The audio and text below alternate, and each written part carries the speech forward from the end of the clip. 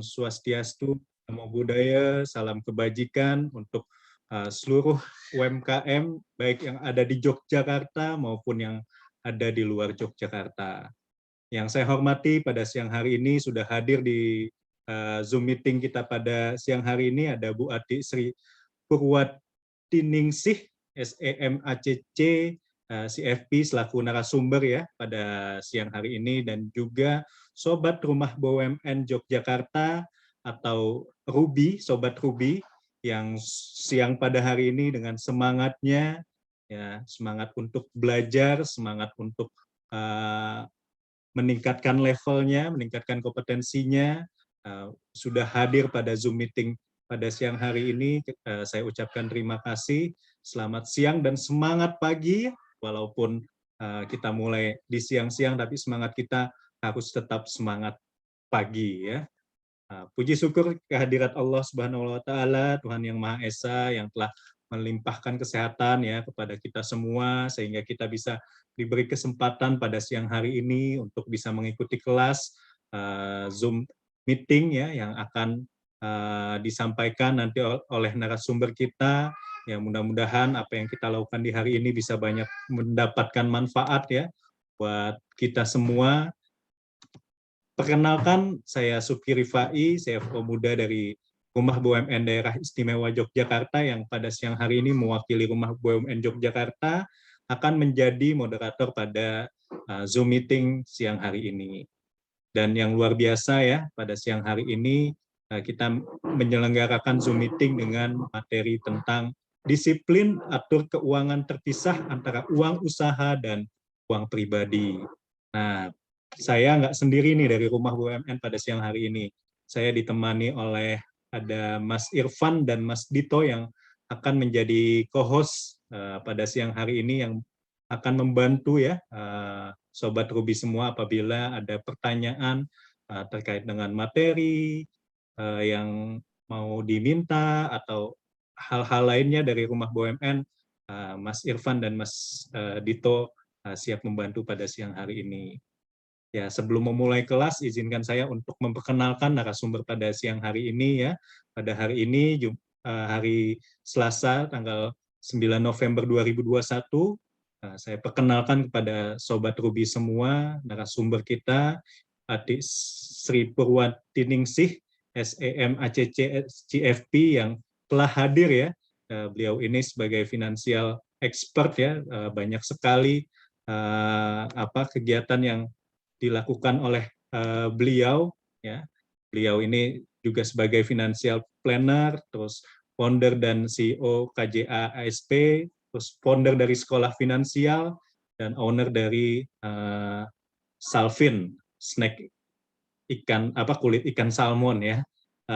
Terus untuk pendidikan beliau sendiri, beliau merupakan lulusan UGM ya di jurusan akuntansi, Fakultas Ekonomi dan Bisnis, dan meneruskan S2-nya juga di UGM untuk Magister Akuntansi spesialisasi pengauditan. Terus sudah banyak sertifikasi juga yang beliau ikuti dan beliau dapatkan ya, sertifikasi tentang Chartered Accountant dari Ikatan Akuntan Indonesia, terus Certified Associate, Certified Public Accountant, Certified Financial Planner, Certified Trainer, dan banyak sertifikasi yang telah beliau lakukan. Dan saat ini kegiatan beliau juga cukup banyak ya, sebagai konsultan keuangan, sebagai auditor, terus banyak menjadi narasumber di berbagai kesempatan untuk sharing dengan teman-teman UMKM maupun non-UMKM. Terus beliau juga diamanahi menjadi manajer keuangan PKBI Daerah Istimewa Yogyakarta. Ya, sebelum saya memulai kelas ya, ada beberapa rules yang harus saya sampaikan sebelum saya memulai sesi Zoom meeting pada siang hari ini. Yang pertama, kepada Sobat Ruby semua, saya mohon untuk dapat mengganti atau merename namanya pada Zoom meeting dengan format nama underscore nama usahanya underscore kota asal ya. Yang mohon pada Sobat Ruby semua untuk bisa menyempatkan mengganti namanya agar nanti Bu Ati atau saya bisa lebih mengenal nih siapa sih yang hadir pada Zoom meeting siang hari ini, dan bisa menyapa nanti kepada teman-teman semua ya, berdasarkan nama dari Zoom meeting tersebut. Terus yang kedua, kepada seluruh peserta, saya mohon juga untuk mikrofonnya dalam keadaan mute nanti selama sesi pemaparan dari narasumber, dan saya sangat mengapresiasi sekali apabila Sobat Ruby semua bisa on cam ya, agar kami bisa melihat wajahnya, Bu Ati juga bisa melihat wajah Sobat Ruby semua ya, agar ya interaksi yang ada nanti ya bisa lebih terbangun. Terus yang ketiga, nanti narasumber akan menyampaikan pemaparannya hingga selesai sekitar 60-90 menit ke depan. Ya, bagi Sobat Ruby yang ingin memberikan pertanyaan atau tanggapan, silahkan di kolom chat terlebih dahulu ya. Mudah-mudahan nanti selama sesi pemaparan narasumber bisa sedikit menyinggung apa yang ditanyakan atau menanggapi apa yang ditanyakan. Terus yang terakhir, setelah sesi pemaparan nanti kita buka sesi Q&A ya, kurang lebih 30-40 menit ya. Ya, itu sedikit saya bacakan tentang rules pada Zoom meeting pada siang hari ini. Ya, dengan tema yang sangat menarik ya tentang manajemen keuangan, ya mungkin sebagian besar merasa siang-siang dapat kuliah atau dapat kelas manajemen keuangan nih pasti membosankan nih gitu, ngelihat-ngelihat angka, ngelihat-ngelihat apa, wah pasti bikin ngantuk nih. Itu tenang aja teman-teman, Sobat Ruby semua, saya jamin, saya sebelumnya udah pernah nih mengikuti kelas Bu Ati dan bisa ya mendapatkan banyak insight ya dari apa yang disampaikan Bu Ati, dan betul-betul bikin semangat lah untuk memperbaiki ya finansial, baik itu dari sisi usaha maupun pribadi ya. Mungkin Bu Ati sudah join, Bu Ati sudah bisa menyampaikan di sini. Baik, Oke, bisa. Bu Ati, ya mungkin itu saja dari pembukaan sedikit dari saya. Saya persilahkan kepada Bu Ati untuk bisa melakukan pemaparannya. Monggo Ibu, silakan. Ya, terima kasih Mas Uki atas kesempatan yang diberikan kepada kami. Terima kasih Rumah BUMN yang telah ini ya memberikan kesempatan pada kami. Sebelumnya Assalamualaikum warahmatullahi wabarakatuh. Salam sejahtera bagi kita semua, salam sehat, tetap semangat ya teman-teman Sobat Ruby ya. Iya, Gitu. betul, Jadi, Sobat Ruby. Iya, benar kan Sobat Ruby betul, ya. Walaupun betul. saya baru sekali ini join dengan ini ya, dengan Rumah BUMN, tapi saya rasa ini tadi saya ada kata-kata ini Sobat Ruby gitu. Benar kan ya Mas Uki? Iya, betul berarti. Ya, Sobat untuk Ruby. Ruby sapaan. itu Rumah BUMN Jogja, Bu. Iya, Panjang. iya. Ini untuk sapaan ramahnya ya. Betul. Gitu. Ya, teman-teman yang hadir di sini pada siang hari ini kita hari ini mau diskusi bersama gitu ya. Ya, kita semua yang hadir di sini, saya bukan berarti nanti saya yang lebih pintar atau gimana. Itu kita hanya sama-sama nanti saling sharing gitu. Karena saya sendiri juga punya usaha gitu. Nah, sampai saya memang dulunya juga pegawai ya, tapi sekarang saya udah ini Mas, sebenarnya sebagai entrepreneur Mas. Sekarang udah, oh iya betul Bu. Udah ini ke Yuna yang harus penuh tantangan begitu. Jadi memang saya dulu juga ya dari ya sekarang lebih ke entrepreneur, saya sendiri mengelola kantor jasa akuntan gitu ya. Dan juga ada sekolah finansial, bagaimana kita bisa memberikan literasi keuangan pada masyarakat Indonesia gitu. Betul. Ya, ini semua berangkat dari pengalaman-pengalaman saya ketika jadi auditor gitu dan juga menjadi konsultan begitu ya. Ya, untuk sebelum masuk sesi ini saya mau tanya nih dengan tema yang ada yang sudah dibuat nih, kita temanya tentang disiplin atur uang usaha dan atur uang pribadi. Kira-kira nih teman-teman sudah melakukan itu semua belum ya? Adakah yang sudah? Ayo bisa jawab mungkin di kolom chat box ya teman-teman. Ya silahkan untuk tanggapannya nih teman-teman semua. Sobat Ruby semua.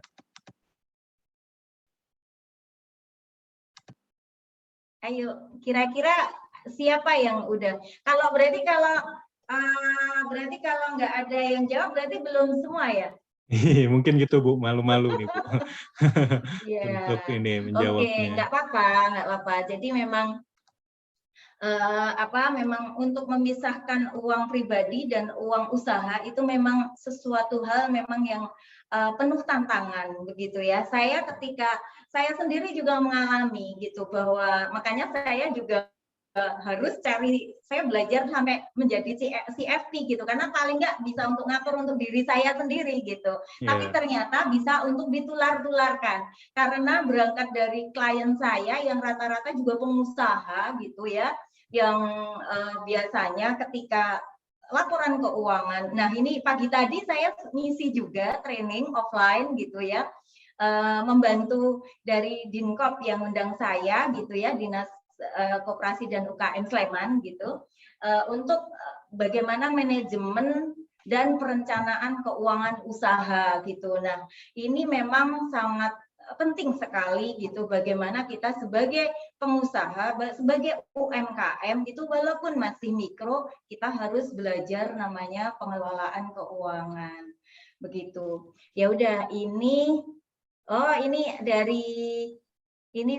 Bu Happy ya, Mbak Evi, dipisah sedikit-sedikit, dibantu aplikasi keuangan. Nah, nanti ya memang aplikasi keuangan berarti ini sudah banyak yang memang belum memisahkan. Ini sudah luar biasa nih, Mbak Happy ya, udah bisa memisahkan gitu, walaupun sedikit-sedikit nggak apa-apa, tapi nanti kita akan belajar bersama sebenarnya seperti apa sih baiknya untuk memisahkan uang pribadi dan uang usaha. Karena kalau pada masa masih mikro itu biasanya kita kan sangat keterbatasan dana, keterbatasan ini ya biasanya karena istilahnya tuh kepepet gitu. Kita uang usaha ya campur dengan uang pribadi kita, bahkan ternyata bisa menggerus juga modal kita.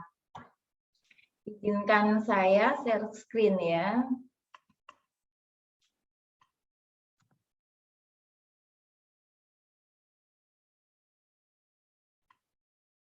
Nih, tema kita disiplin atur uang terpisah antara uang usaha dan uang pribadi.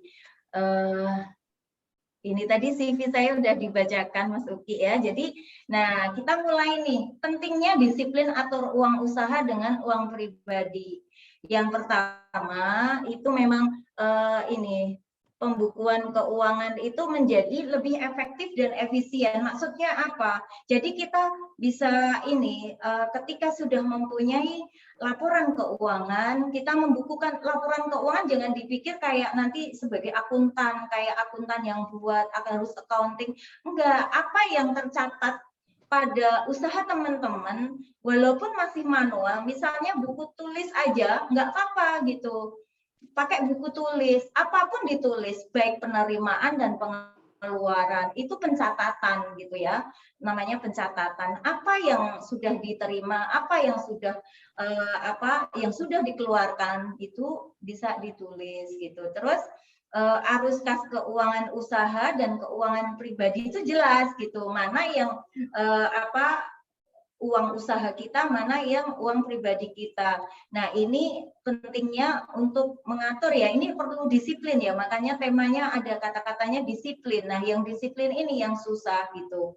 Ya, walaupun tidak saklek harus disiplin itu harus sesuai akuntansinya yang jelimet, itu enggak. Jadi jangan dipikir seperti itu, apa yang bisa kita lakukan, karena namanya usaha gitu, dia di tahap awal pasti kita menjadi CEO semua teman-teman. Apa itu CEO?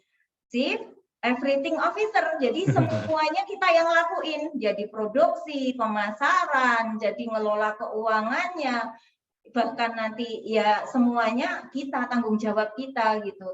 Nah, tapi kita juga harus mulai, walaupun masih kecil, kita tetap harus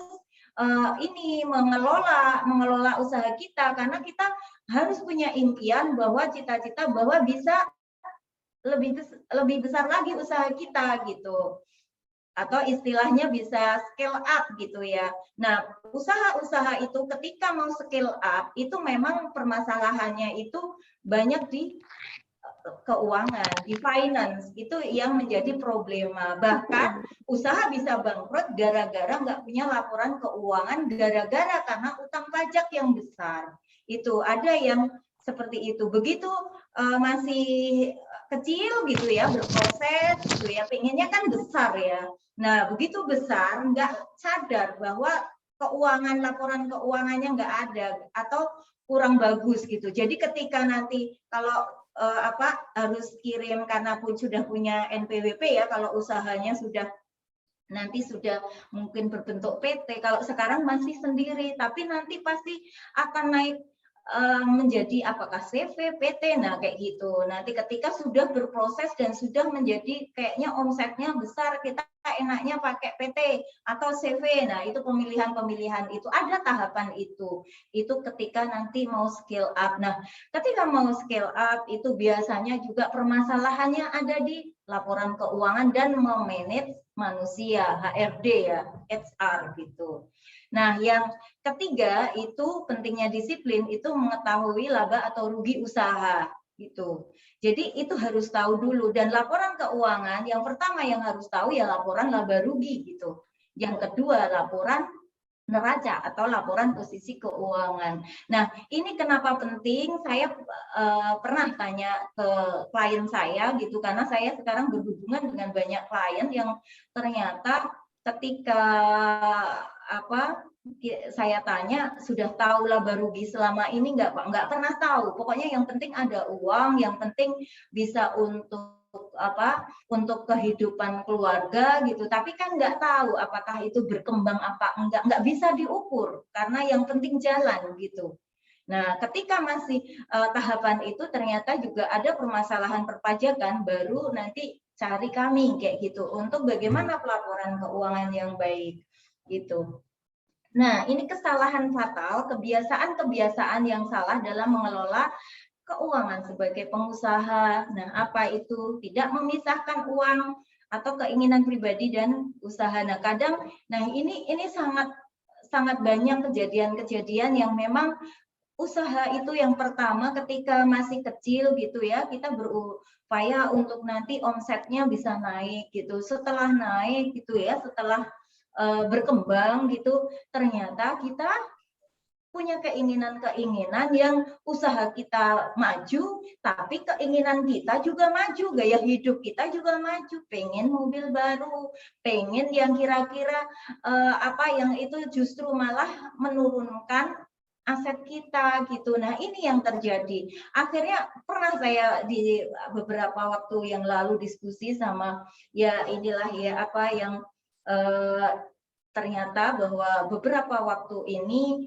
usahanya udah maju, tapi ternyata terus beli mobil baru, terus juga terlalu berfoya-foya, maksudnya untuk ya tidak ada pengelolaan keuangan, ya akhirnya bisnisnya jadi surut karena memakai modal gitu.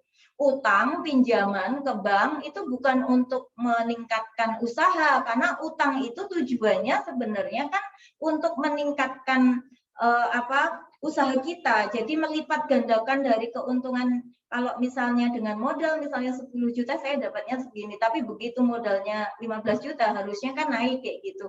Tapi kenyataan yang ada ternyata justru keinginan kita kadang yang membuat kita jadi lupa diri gitu, dan akhirnya jadi kita malah nggak jadi besar gitu, tapi malah justru ini jadi malah bangkrut gitu. Itu banyak, dan saya pernah menghadapi teman-teman ada yang seperti itu gitu. Nah, ini 4 komponen dari keuangan. Itu pasti teman-teman akan tahu ya, ada pemasukan, pengeluaran, aset, hutang atau modal gitu. Nah, ini kesalahan manajemen keuangan pemilik bisnis yang paling sering dan paling parah adalah mencampur adukkan keempat komponen ini. Nah, jadi memang ya karena nggak ada, kan uang itu seperti air ya teman-teman. Jadi memang kalau nanti suatu ketika bercampur gitu dari air misalnya air yang bersih dengan air yang kotor, kalau udah campur kan kita nggak tahu air bersihnya yang mana kayak gitu, air kotornya yang mana. Nah ini sama aja ketika kita mempunyai uang, nah uangnya itu kecampur, jadi kan kita tidak tahu uang pribadi kita yang mana, uang usaha kita yang mana. Nah seperti itu, dan uang itu dananya dari sebuah bisnis gitu. Tanpa uang itu memang tidak, cash flow-nya nggak ada, arus kasnya itu nggak ada. Nah ini bahwa yang penting diingat, uang hasil dari bisnis atau usaha adalah gabungan dari uang modal dan laba atau keuntungan. Nah, mengapa harus dipisah? Karena kegunaannya berbeda-beda. Uang modal itu sebagai penggerak kelanjutan bisnis.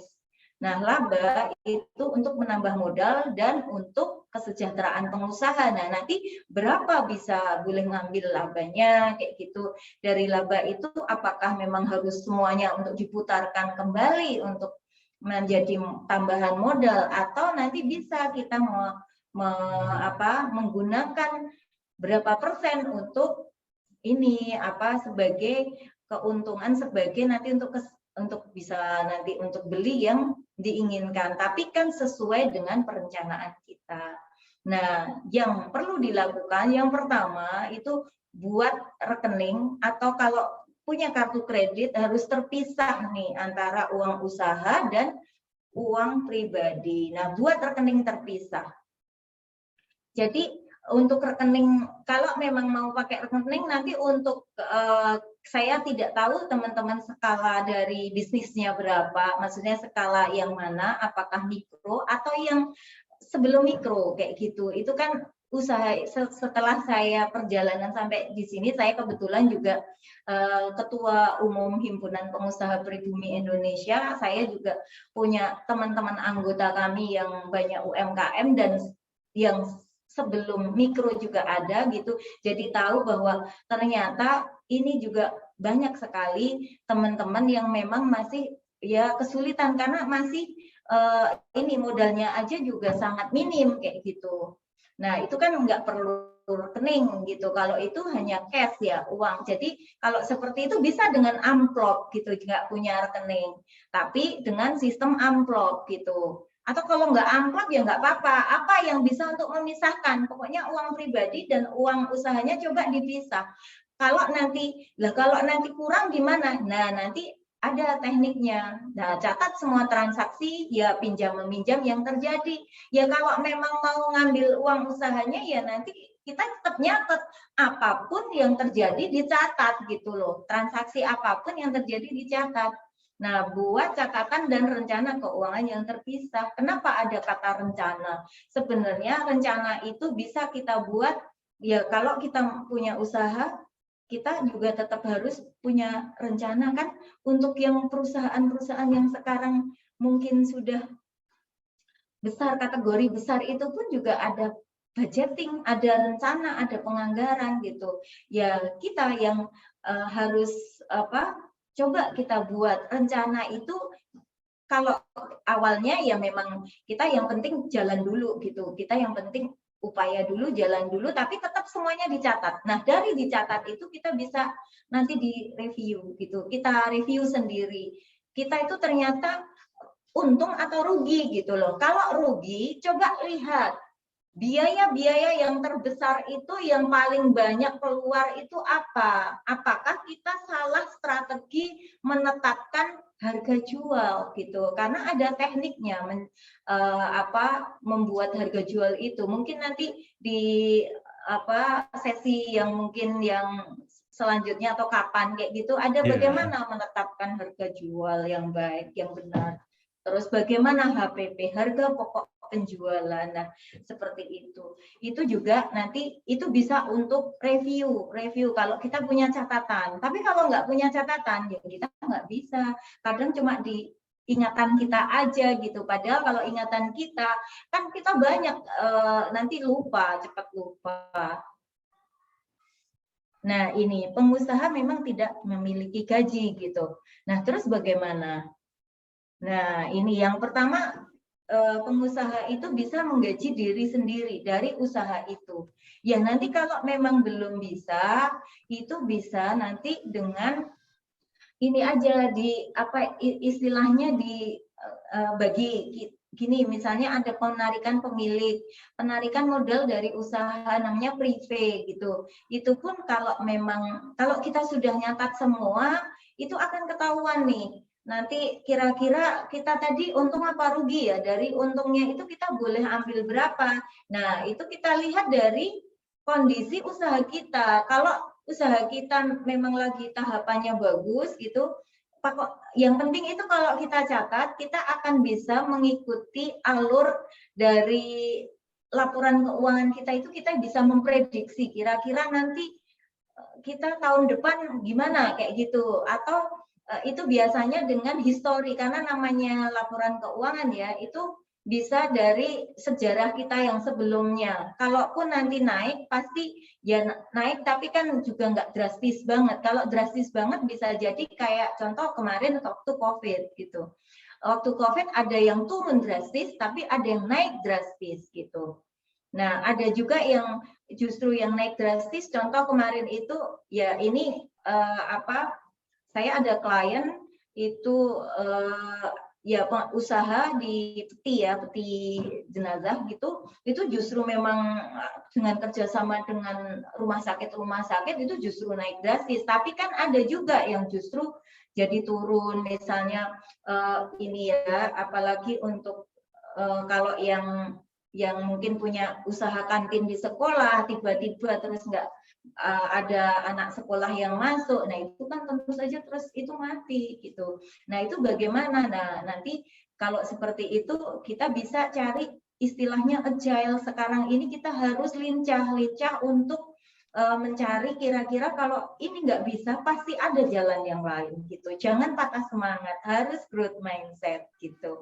Nah yang kedua dengan menggaji. Dengan menggaji itu kalau memang sudah bisa usaha kita untuk menggaji itu bisa, karena kalau sudah menggaji, gaji kita taruh di rekening kita sendiri gitu, walaupun itu milik kita. Jadi ini usaha kita itu milik sendiri gitu, tapi kan bukan berarti uang usahanya itu juga kita asal-asalan mau buat apa gitu-gitu, itu tidak bisa seperti itu, karena namanya uang usaha itu untuk nanti perputarannya yang akan membuat kita akan, kalau untung ya nanti nambah kita sejahtera, tapi kalau rugi kita kan juga yang harus bertanggung jawab untuk itu, jadi akhirnya mengurangi modal gitu. Nah itu yang harus kita pikirkan. Makanya dengan adanya gaji, nah gajinya seberapa?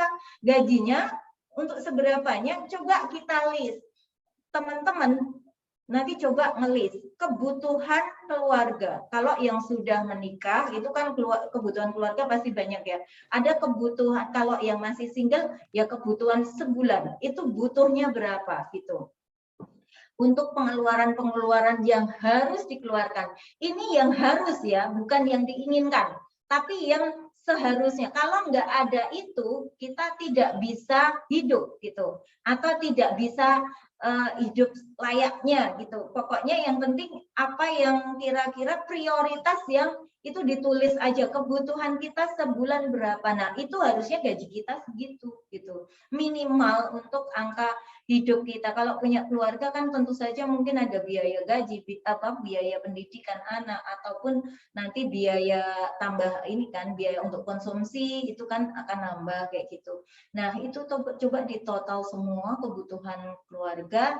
Nah, itu harusnya gaji kita segitu. Tapi kalau usaha kita ternyata belum segitu, nah berarti kita harus target gitu. Targetnya usaha kita biar dapat gaji segitu tuh gimana? Nah, itu untuk perencanaan usaha. Nah, memang ada hubungannya nih teman-teman antara gaji, antara kehidupan pribadi kita dengan usaha kita. Makanya kita akan mempunyai target di mana gaji kita itu bisa untuk menutup kebutuhan kita. Kalau masih memang belum, nah itu berarti harus upaya-upaya usaha kita apa? Apakah memang udah sesuai nih dengan upaya usaha kita seperti itu?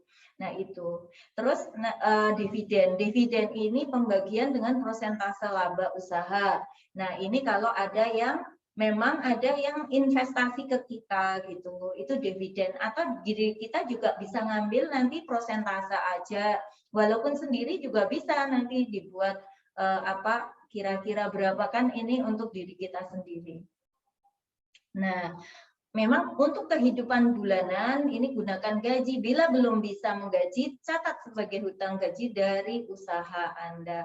Apabila Anda ingin mengambil lebih besar, tarik sebagai piutang pemilik gitu. Nah, gitu. Jadi tetap ada catatannya. Jadi semuanya harus dicatat. Ya kalau memang belum bisa menggaji, ya berarti kita kalau ngambil ya harus dicatat piutang gitu. Tapi kalau nanti atau nanti hutang, kalau memang ada gaji, belum ada gaji, ya nanti dicatat sebagai hutang gaji gitu. Nah itu.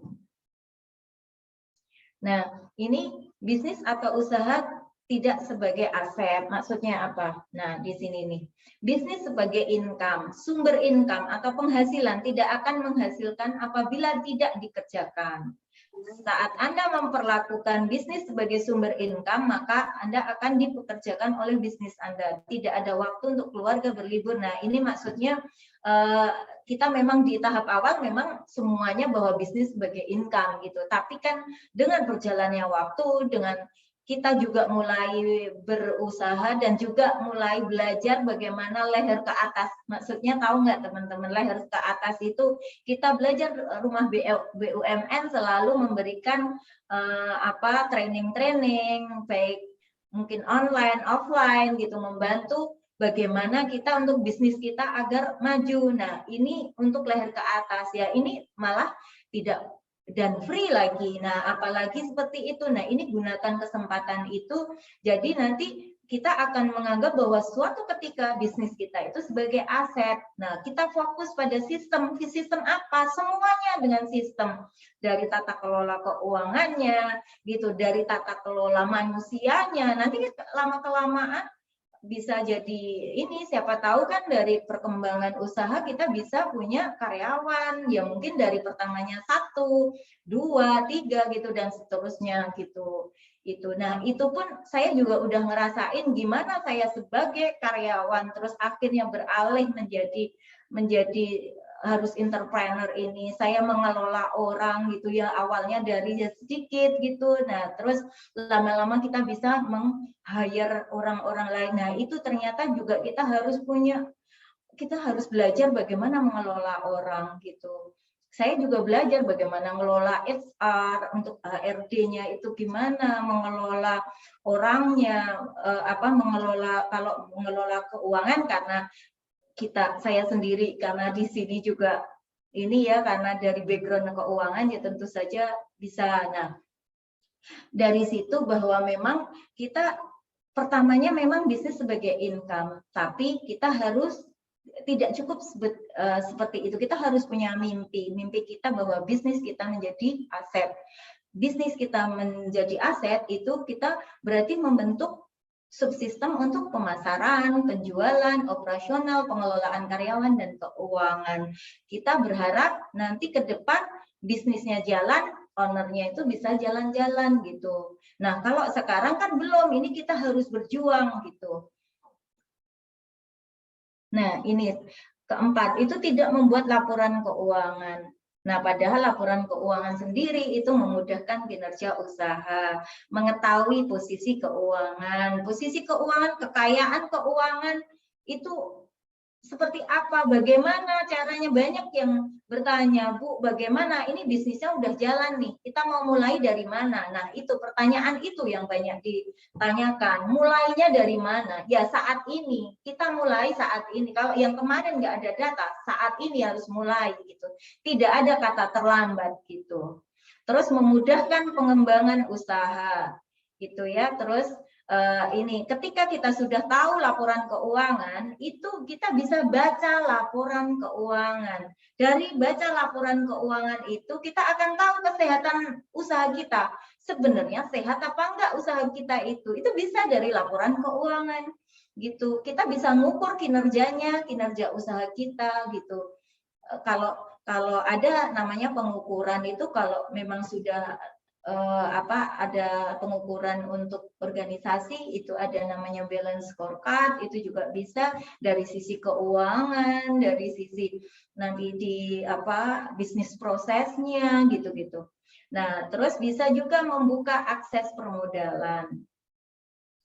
Gitu ya. Jadi ketika kita sudah laporan keuangannya ada gitu, kita kan mau pinjam untuk usaha kita pasti akan mudah dipermudah gitu.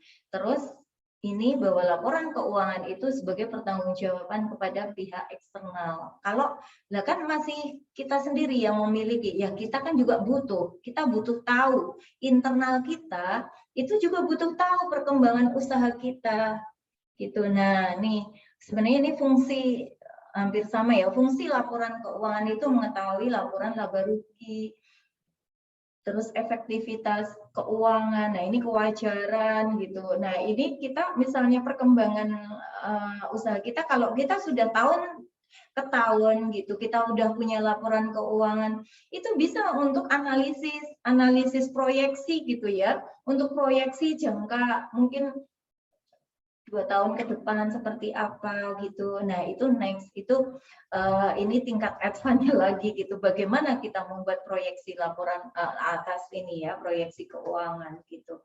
Terus yang keempat, memeriksa sehat atau tidaknya keuangan. Nah, ini seperti kalau teman-teman itu ini untuk kesehatan, cek kesehatan. Finansial, kalau ini finansial check up, kalau kita general check up untuk kesehatan gitu ya. Biasanya yang sering terdengarkan untuk itu. Tapi kalau ini bagaimana kita finansial check up untuk usaha kita atau untuk pribadi kita gitu.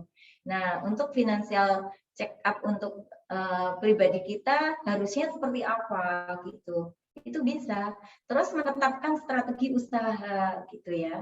Nah, untuk menetapkan strategi usaha, kan kalau sudah punya laporan keuangan, apa yang harus kita lakukan terhadap perkembangan dari usaha kita? Kan sudah ketahuan, oh kita kok rugi terus itu coba kita cek di bebannya. Kita cek kalau bebannya, oh udah optimal gitu. Coba kita cek di pendapatannya, apakah memang banyak piutang, terus apakah memang uang itu cash flow-nya uang itu gimana gitu, apakah uang kita itu sebenarnya larinya kemana aja. Nah, itu berarti harus kita lihat di cash flow-nya. Terus biasanya sebagai syarat pengajuan kredit, dan yang terakhir untuk mendapatkan investor. Biasanya kita bisa namanya angel investor, kita coba cari angel investor itu apa ya, kita nyari investor-investor yang mungkin dari teman-teman kita gitu ya. Untuk misalnya bisnis kita udah berkembang nih, kita butuh modal kayak gitu kan, sebenarnya banyak cara gitu. Nah, ini 2, 4, 6, 8. Setelah itu berapa, teman-teman? Setelah itu ini, berapa kira-kira? Ya? Monggo Sobat Ruby yuk, dijawab yuk. Ya. Ini ya Bu ya, pertanyaan ya Bu ya untuk. Iya. Ayo Sobat ya, Ruby. Ayo silakan dijawab di kolom chat box-nya. 2, 4, 6, 8. Setelah itu berapa? Wah, sudah banyak yang jawab tuh Bu. Oh iya. 10 katanya Bu. Tak Iya, terhingga. betul. Nah, ini oke, ya, ini ya. Benar kan? Ya, banyak yang benar ya. 2, 4, 6, 8, 10. Benar. Tapi kalau tidak tahu ada angka 8, ada angka 6, ada 4, ada 2, tahu nggak? Kalau langsung tiba-tiba saya tanya, angka berapa ini? Kayak gitu, habis itu angka berapa? Gitu, tahu nggak kira-kira? Mungkin enggak ya Bu ya, karena tidak terlihat polanya ya. Nah, iya. Itulah sebenarnya saya akan membawa Sobat Ruby itu untuk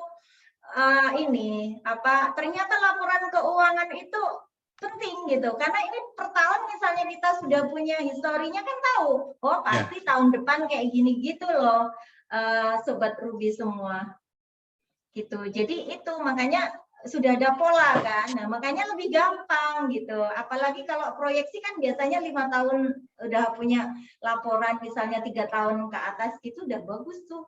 Ke 3 tahun aja itu juga udah bisa gitu. 5 tahun lebih bagus lagi gitu.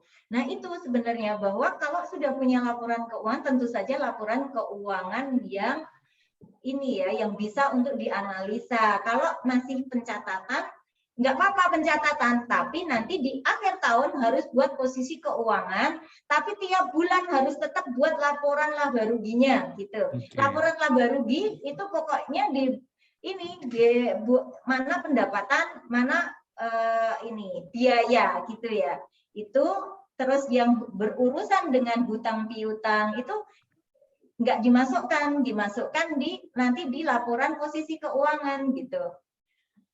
Yang dimasukkan hanya yang tapi kalau untuk biaya ngangsur gitu ya masuk gitu, biaya angsuran kredit kayak gitu itu masuk. Nanti ada biaya bunga ya, ada biaya bunga. Nah, ini kesalahan umum yang sering terjadi, ini tidak memiliki catatan pendapatan dan biaya secara rinci gitu. Nah, ini biasanya karena gabung ya antara usaha dengan rumah. Nah, kadang tuh karena kita merasa ini ya kayak nggak penting gitu ya, jadinya tuh kadang dicatat, kadang enggak, awal-awal dicatat tapi nanti terus lupa. Nah, itu memang yang sering terjadi gitu. Tapi harapannya mulai sekarang nanti coba mau catatan kalau memang nanti mau seperti apa, sebenarnya sekarang pakai Google Play Store, nanti download, misalnya mau pakai LaMikro, itu juga bisa, mau akuntansi UKM, itu juga ada, terus juga ada beberapa lagi, masih banyak lagi, itu bisa itu digunakan. Nah, nanti caranya gimana gitu. Nah, itu memang itu sangat mudah gitu, sangat mudah sekali. Nanti ya kalau memang teman-teman nanti banyak yang minta, bisa nanti kita ada kelas yang bagaimana menginput membuat kan kita sudah punya HP semua. Nah, nanti pakai Google Play Store kita buat, jadi laporan keuangan kita ada gitu tanpa nyatet, tapi lewat di ini HP kita gitu. Itu bisa.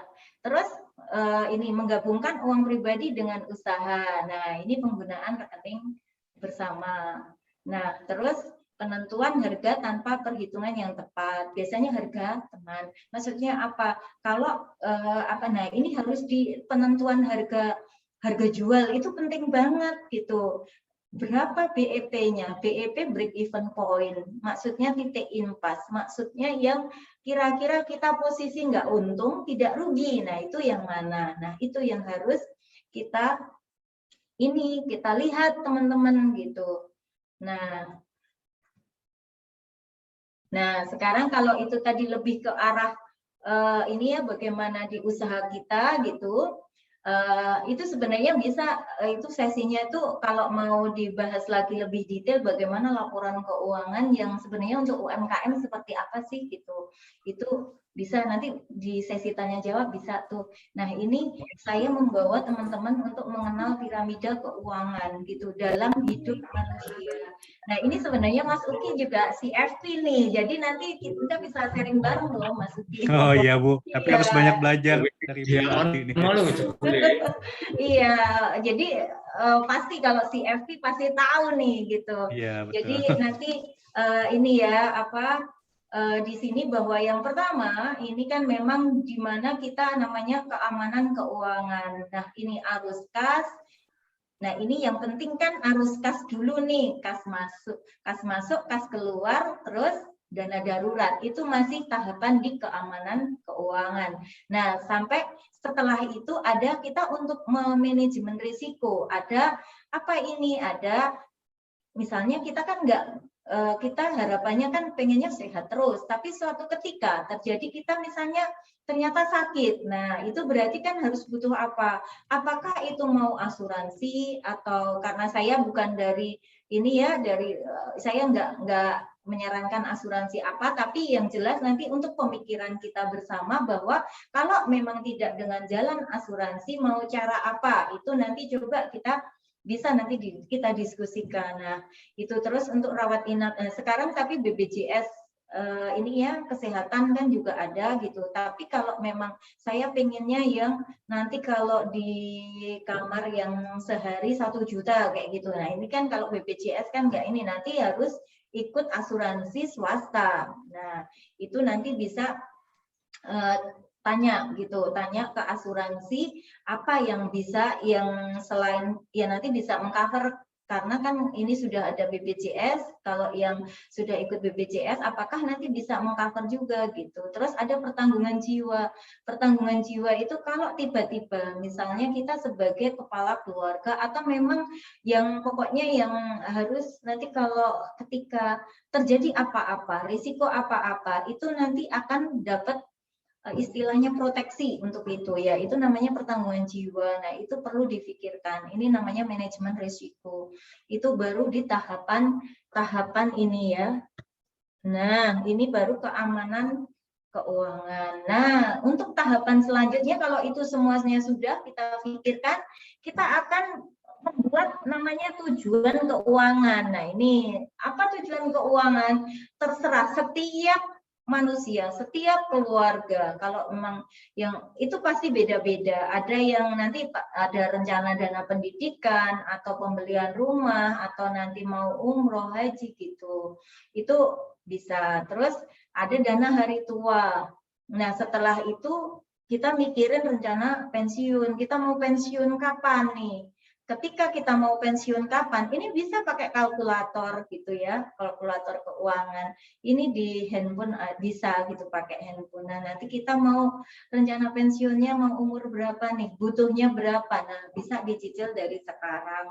Ini dari sini dan ini dah namanya kenyamanan keuangan.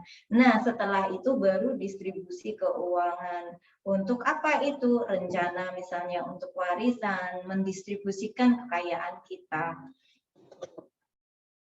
Nah, ini tahapan dari manusia ya, kehidupan manusia itu tahap mengumpulkan kekayaan, tahap melipat gandakan kekayaan, dan tahap mendistribusikan kekayaan.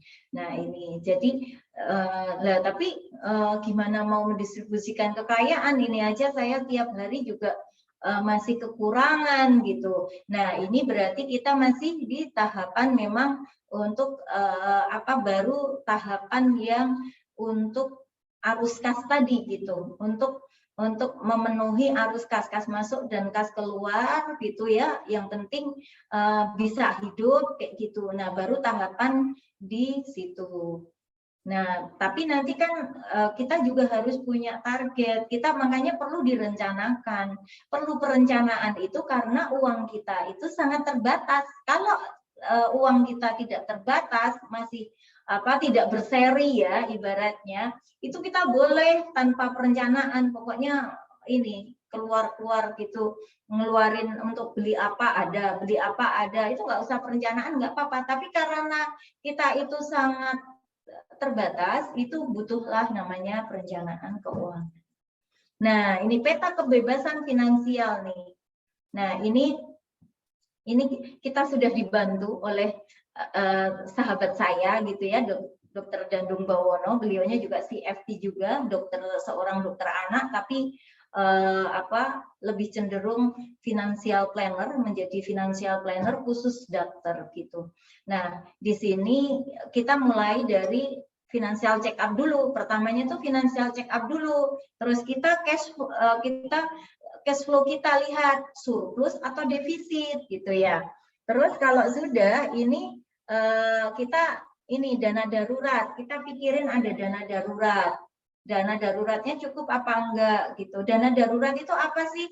Dana darurat ini paling enggak untuk yang masih usia sendiri atau single itu paling enggak 3 sampai 6 bulan pengeluaran bulanan. Tapi kalau sudah menikah dan sudah punya anak, paling enggak 12 dari total pengeluaran kita, 12 bulan gitu. Itu dana darurat. Dana darurat untuk apa? Untuk kalau tiba-tiba kita misalnya terjadi COVID ini tiba-tiba gitu. Kalau bagi yang nggak punya dana darurat, fatal sekali. Nanti kita akan akhirnya ya ini ya sangat kekurangan gitu. Nah, makanya dari sekarang kalau belum bisa gimana? Ya dari sekarang sedikit demi sedikit dulu. Kalau memang belum bisa sampai 12 bulan pengeluaran nggak apa-apa, tapi kita penuhin dulu sedikit demi sedikit, itu kita tabung dulu gitu.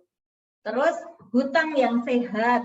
Ini ya, hutang yang sehat itu maksudnya apa? Hutang itu maksudnya paling enggak itu 30% dari angsurannya, paling enggak 30% dari ini ya, total dari penghasilan kita, paling enggak segitu gitu.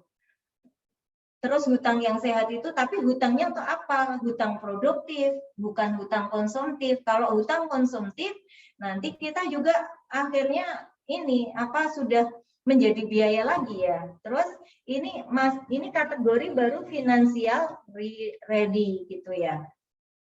Terus nanti, nah setelah itu ada asuransi. Kita mikirin proteksi, sedia payung sebelum hujan. Ini financial security ya. Kalau terjadi asuransi tiba-tiba meninggal, asuransi kesehatan dan asuransi sakit kritis gitu. Nah, terus setelah itu udah financial security nih, perjalanan kita sudah mempunyai terus ini tujuan keuangan kita buat, apakah itu dana pendidikan, tujuan keuangan lain. Nah, terus setelah itu kita baru namanya kita menginvestasikan dari tujuan-tujuan keuangan itu, nanti kita mau diinvestasikan kemana, itu ada ilmunya gitu. Jadi nanti dari total tujuan keuangan yang kita kita buat gitu, kita buat kira-kira butuhnya sekarang berapa, maksudnya untuk jangka sekarang berapa, nanti sampai misalnya anak kita sekolah 10 tahun lagi. Nah, berarti 10 tahun lagi kalau sekarang ini masuk di situ 10 juta, berarti kalau 10 tahun lagi, nah nanti pakai kalkulator sekarang berarti misalnya 120 juta kayak gitu.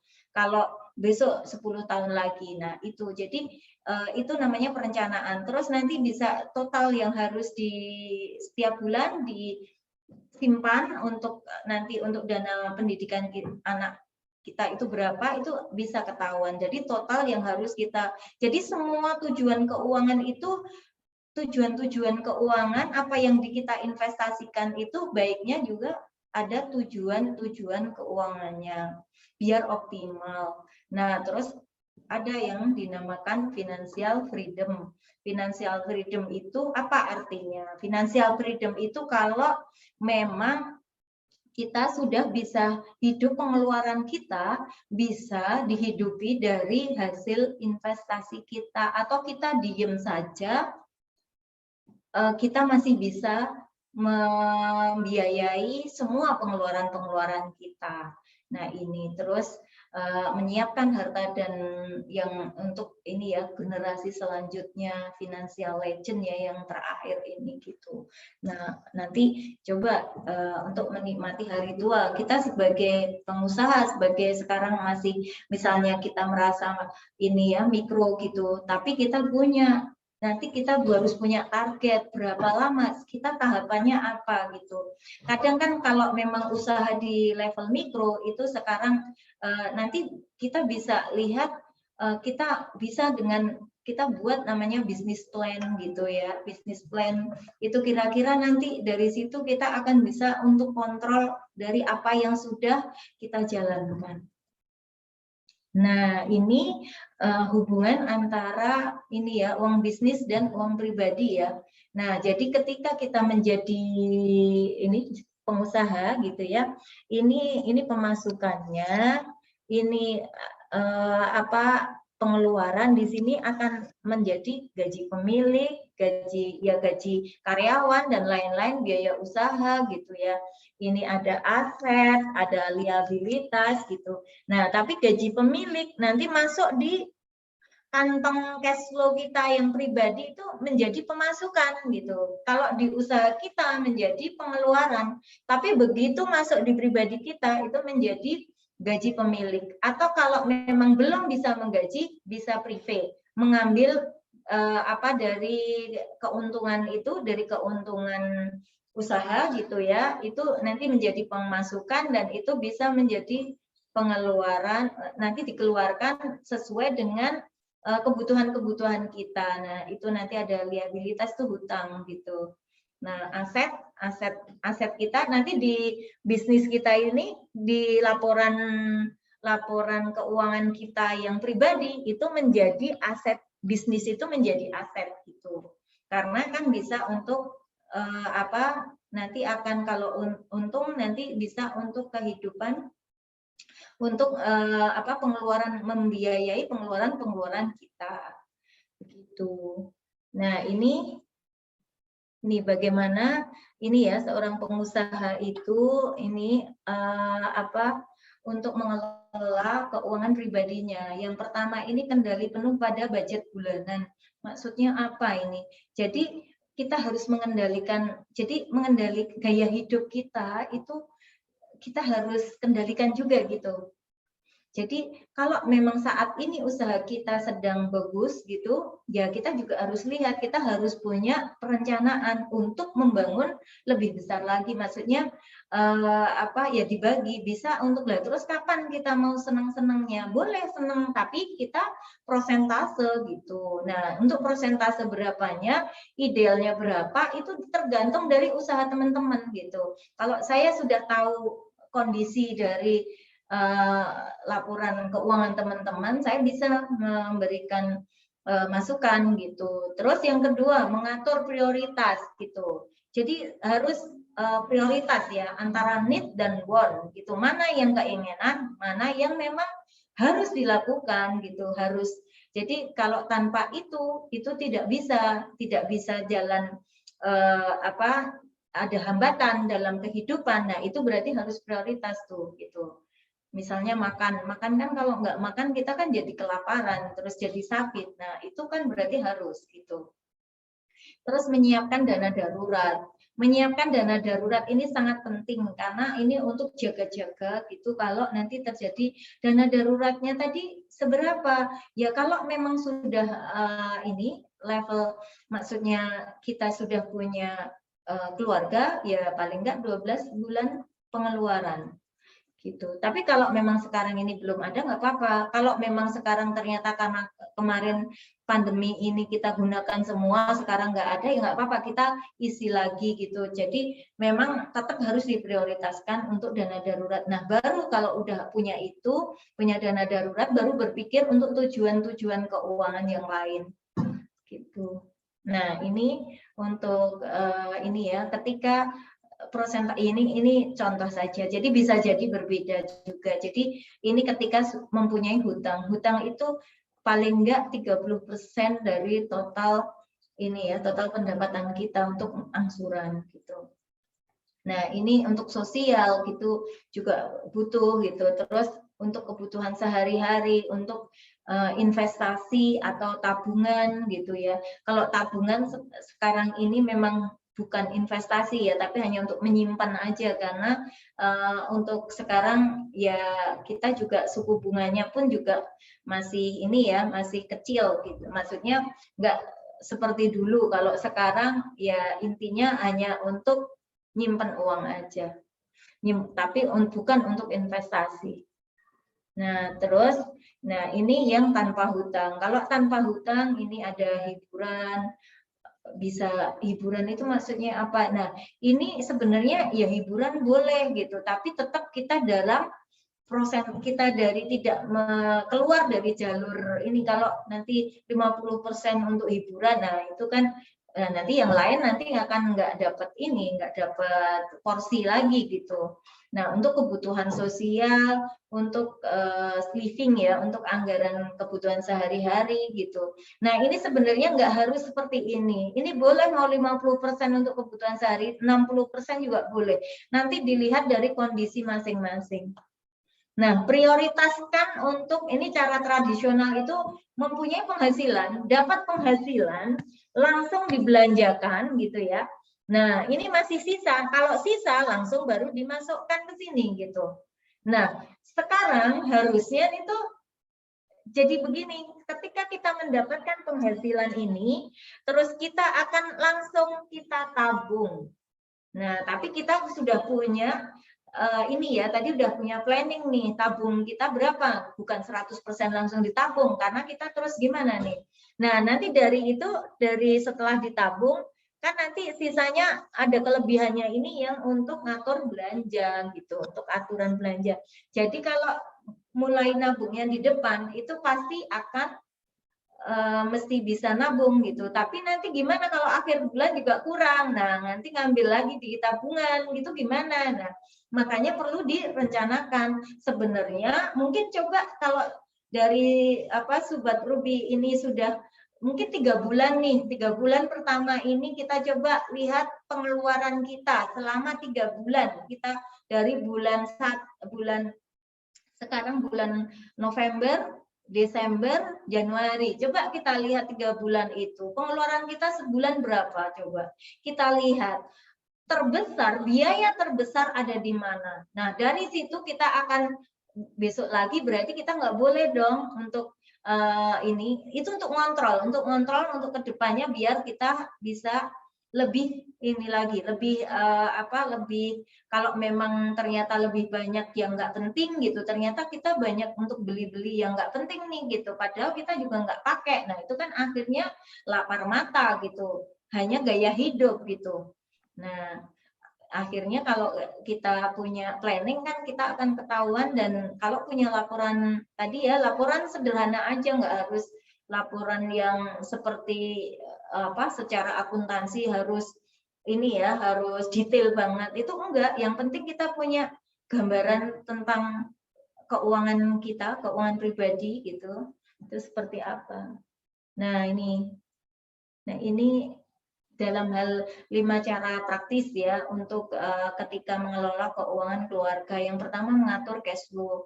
Nah ini mengatur cash flow bagaimana paling enggak kita cicilan, misalnya punya cicilan ya harus maksimal 30%, lifestyle maksimal 20% gitu. Terus menyiapkan dana darurat. Dana darurat ini dana yang diparkir dan hanya digunakan dalam keadaan darurat, misalnya kehilangan pekerjaan, misalnya kemarin terjadi pandemi, terus ternyata tiba-tiba ada keluarga yang tiba-tiba sakit, kan yang didapat ini kalau punya asuransi kan nanti yang sakit ya, yang nanti biayanya bisa berkurang, tapi kita kan harus nanti ada yang nanti menjaga gitu, terus juga itu kan butuh biaya-biaya yang lain.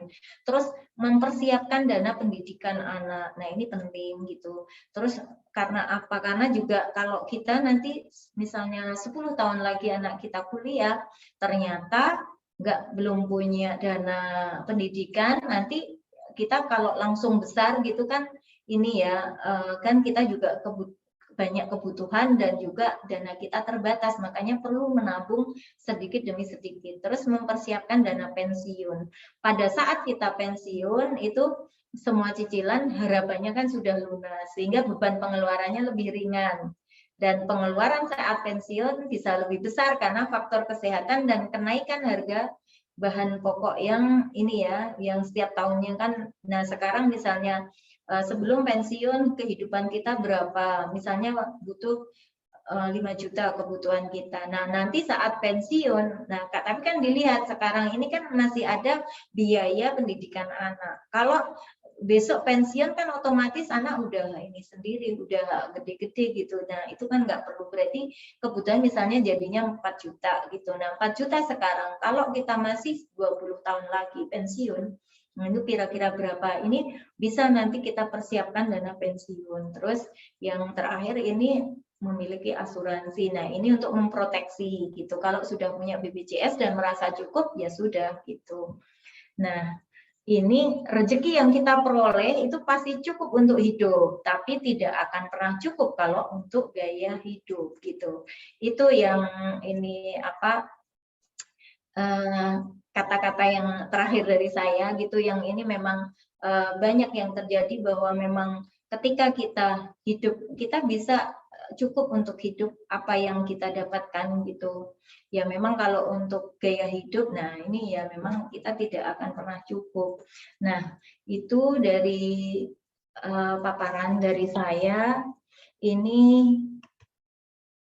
Nah Itu tadi paparan dari saya. Kalau nanti ini langsung bisa tanya jawab gitu, atau Ya, Bu saya Ati. kembalikan ke Mas Uki? Oke, ke saya dulu, Bu. Boleh, Bu Ati. Ya, oke. Ya, Ya, terima kasih Bu Ati untuk pemaparannya ya. Wah, Sobat ya. Ruby, siang hari ini lengkap banget materi yang disampaikan Bu Ati ini.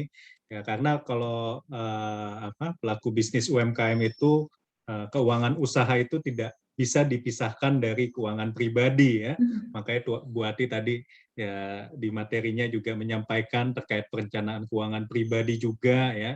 Karena ya kita ini pelaku UMKM itu kebanyakan kan statusnya tuh CEO, Chief Everything Officer ya Bu ya, Iya. melakukan segala sesuatunya tuh ya dalam kendali dirinya sendiri, baik itu proses produksi, pemasaran, keuangan dan lain sebagainya.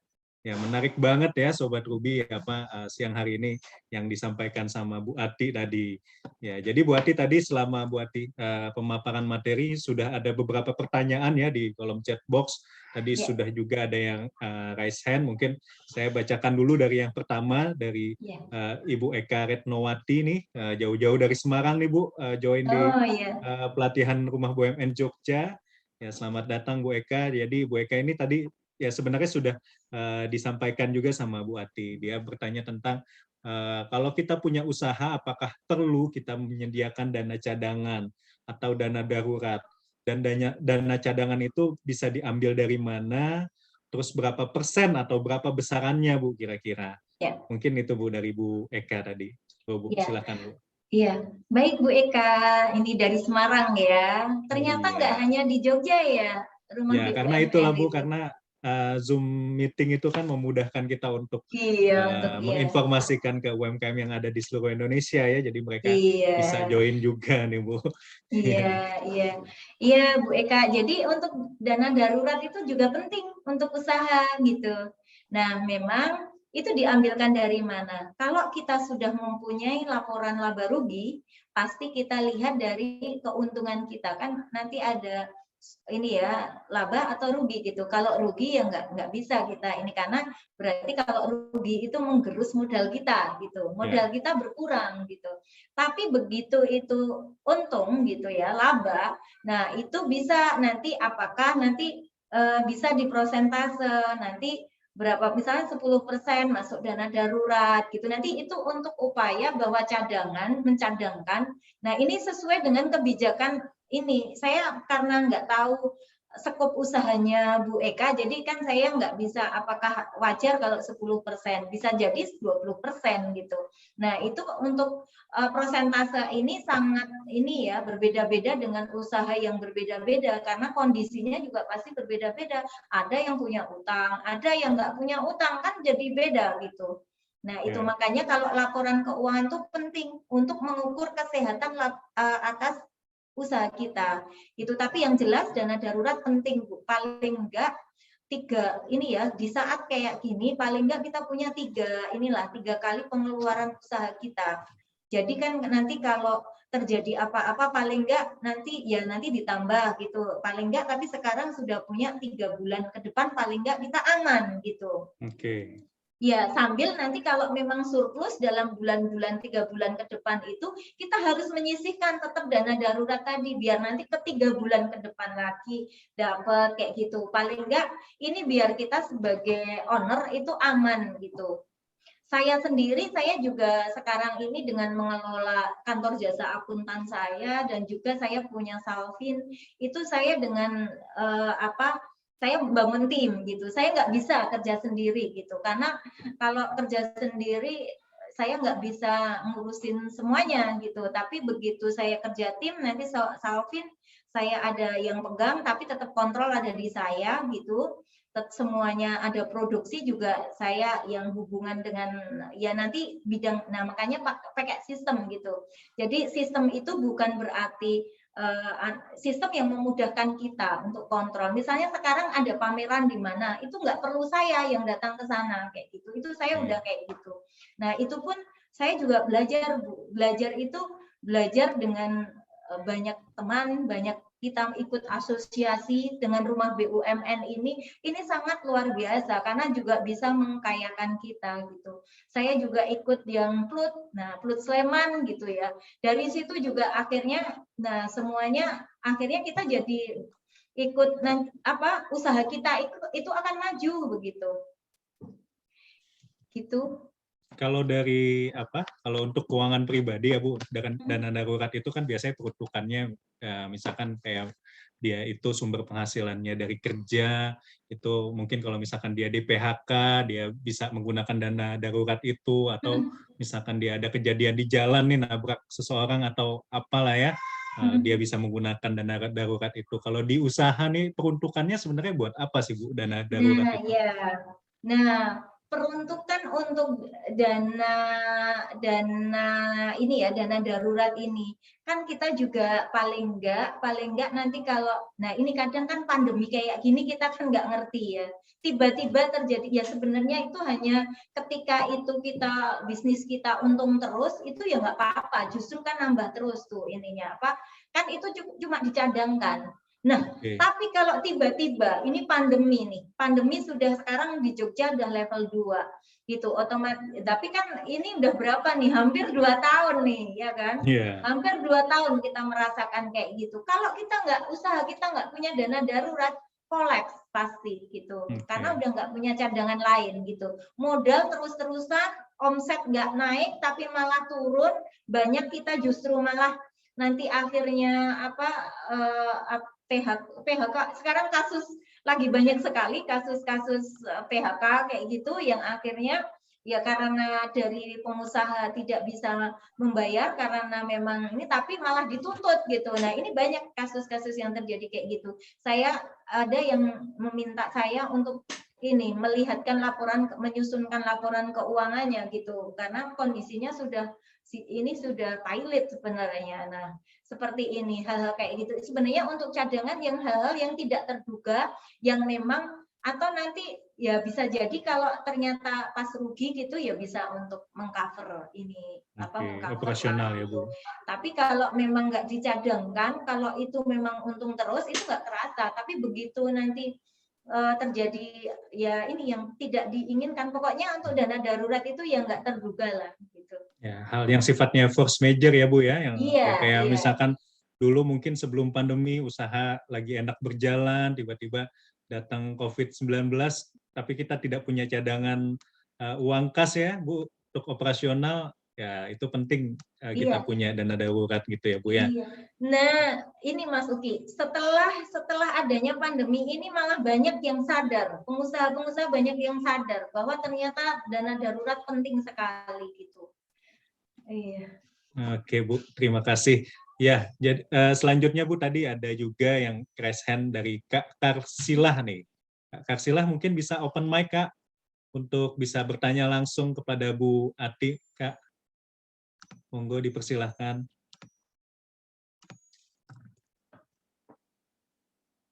Halo Kak Karsilah, gimana? Ada yang mau disampaikan? Tadi sempat raise hand selama pemaparan dari Bu Ati.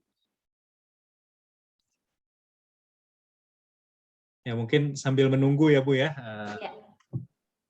Kak Karsilah, ini ada juga pertanyaan dari Kak Mustika Indah Keramik.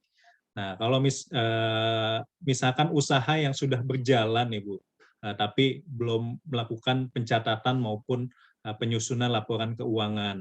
Nah, untuk memulai kembali nih Bu, hal apa yang bisa menjadi prioritasnya nih Bu?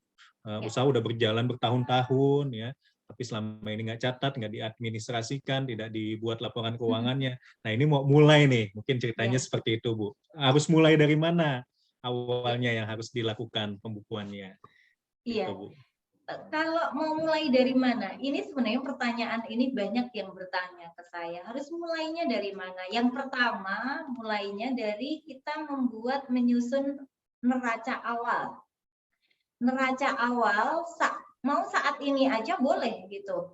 Karena data-data yang kemarin kan nggak ada. Daripada kita pusing, malah nanti pusing untuk tahun-tahun lalu, sedang tahun yang akan datang malah ketinggalan terus. Mulai saat ini kita cek semuanya. dari kekayaan, karena neraca itu merupakan kekayaan kita, sedangkan laporan laba rugi itu untuk mengukur kinerja dari usaha kita. Jadi yang pertama memang yang kita lihat harusnya laba rugi. Laba rugi itu kan kinerja dari usaha kita saat ini, apakah untung atau rugi. Nah, setelah itu kita lihat dari kekayaan kita. Kekayaan kita dilihat dari kekayaan dari laporan posisi keuangan. Di situ isinya apa? Ada namanya kas. Kas di tangan kita ada berapa nih saat ini? Tulis aja sekarang berapa. Sekarang aja misalnya kita buat neraca awal semua, saya yakin pada bisa gitu. Karena sekarang banknya kalau misalnya punya rekening bank, isinya ada berapa? Ditulis aja di situ. Terus sekarang kalau ini dagang ya, ada persediaan. Persediaan dagangnya itu totalnya berapa? Coba dihitung gitu. Dikira-kira, kalau bingung dikira-kira kemarin itu kulaannya misalnya sudah kulaan apa untuk beli, misalnya ini dagang untuk sembako kayak gitu, warung kecil kayak gitu. Nah, itu bisa kalau memang mau didetailkan, isinya yang masih tersisa ini apa, totalnya berapa gitu. Itu bisa. Gitu. Itu persediaan barang dagangan. Terus ada lagi peralatan atau aset tetap kita adanya apa. Kalau kita sewa kan nggak perlu dicatat sebagai aset. Tapi kita nantinya catatnya sewa dibayar di muka gitu. Terus ada lagi untuk asetnya. Asetnya terdiri dari apa aja, misalnya peralatan untuk operasional gitu ya. Itu ada berapa, rinciannya apa gitu. Terus perlu disusutkan nggak? Sementara nggak usah mikirin nyusut-nyusut dulu, yang penting tersusun dulu gitu. Karena kadang tuh karena sudah terdoktrin dengan bahwa laporan keuangan susah, makanya malah nggak jadi laporan keuangannya gitu. Karena mau mulai aja udah takut duluan gitu. Merasa nggak mampu, padahal sebenarnya kita anggap aja kita mudah aja dulu. Kita nggak usah mikirin udah sesuai standar apa belum, yang penting tercatat dulu. Nanti pelan-pelan itu akan kita sampai kalau sudah kita mencatat, udah rapi, udah ini baru mikirin, oh sesuai standar seperti apa. Nah itu baru. Itu jadi tahapannya seperti itu. Terus setelah itu kan di total itu namanya total kekayaan, ada total aset kita ya. Tadi ada kas, ada bank, ada persediaan barang dagangan, totalnya berapa, terus ada piutang apa enggak, piutang usaha apa enggak, terus ada aset tetap tadi isinya apa, totalnya misalnya 10 juta. Tapi kita lihat nih di kanan, di kredit itu ada hutang enggak? Kalau tidak ada hutang, berarti 10 juta yang aset itulah modal kita, modal usaha kita. Tapi kalau ada hutang, misalnya hutangnya 1 juta, berarti modal kita 9 juta, udah selesai. Kita nggak usah laba laba kemarin, laba ini, nggak usah dulu, udah itu aja dulu. Gitu. Nah, nanti untuk running ke depan, untuk pencatatan ke depan, kita kan sudah tahu laba ruginya. Nah, nanti di neraca itu ada modal, itu ada labanya berapa, kan harus sama angkanya dengan yang ada di laba rugi. Udah gitu aja kan, sebenarnya simple gitu. Artinya memang melakukan asesmen atau penilaian terhadap posisi keuangannya itu hal yang pertama harus dilakukan ya Bu ya, dari usahanya ya. Iya. Nah, setelah Financial itu baru check up ya. Financial check up. Setelah itu baru memulai untuk membuat pencatatan cash flow sampai laporan keuangan. Mungkin gitu ya Bu Ati ya. Iya, betul sekali Mas Uki. Ya, mungkin Sobat Ruby yang lainnya mau ada yang ditanyakan ke Bu Ati nih, bisa di kolom chat box atau raise hand untuk open mic. Yuk dipersilahkan, pasti banyak sekali nih yang mau didiskusikan nih selama menjalankan usahanya gitu. Tadi juga sempat ada teman UMKM kita sudah menyinggung tuh Bu, gimana caranya pengelolaan, salah satunya kan memisahkan rekening ya, antara rekening pribadi, rekening usaha, dan lain sebagainya. Nah ini ya mungkin menjadi salah satu hal yang wajib dilakukan ya Bu ya, jangan sampai rekening ini menjadi satu kesatuan gitu. Tapi kadang banyak dikeluhkan gini Bu, saya udah memisahkan nih Mas yang rekening pribadi misalkan di bank X, rekening usaha di bank Y. Nah kadang customer malah minta pembayaran transfer ke bank X yang merupakan rekening pribadi saya gitu. Ini jadi yang tadinya udah nggak kecampur jadi bercampur lagi gitu. Mungkin banyak problem-problem yang juga yang seperti itu gitu Bu. Monggo Iya. Sobat Ruby nih yang masih bergabung di sini. Mbak Happy mungkin Mbak ada yang mau diskusiin Mbak Happy. Monggo Mbak silakan mumpung ada waktu nih ke Bu Ati atau Sobat Ruby lainnya. Ada Bu Yeni juga tadi saya lihat di sini. Ada Mbak Wahyu. Terima kasih Mbak nih selama dari awal kelas nih udah open camp nih Mbak Wahyu dari Res Jogja Bakery. Halo Mbak. Mungkin ada yang mau ditanyain Mbak Wahyu? Oh belum ya Mbak ya? Nggak ada. Ya mudah-mudahan apa yang disampaikan Bu Ati tadi sangat cukup jelas ya, sehingga teman-teman semua di sini sudah bisa secara insight-nya sudah bisa tersadarkan pentingnya pengelolaan keuangan baik itu di usaha maupun di pribadi. Nah tadi sedikit terakhir dari saya nih Bu Ati, tadi juga disampaikan tentang piramida keuangan ya Bu ya untuk keuangan pribadi. Nah untuk dari sisi keuangan usaha itu, kalau misalkan kita melihat dari piramida itu, mungkin bisa dimasukkan juga ya Bu ya dalam perencanaan keuangan usaha. Sebagai contoh misalkan perihal manajemen resiko, yaitu kalau misalkan kita punya usaha, terus usaha kita ada sumber dananya dari kredit, ya kita harus memikirkan, artinya kan timbul resiko kredit ya di situ ya Bu ya. Nah, gimana kita mitigasi resiko kredit sampai ke perihal distribusi kekayaan dari usahanya tadi ya, gimana kita memikirkan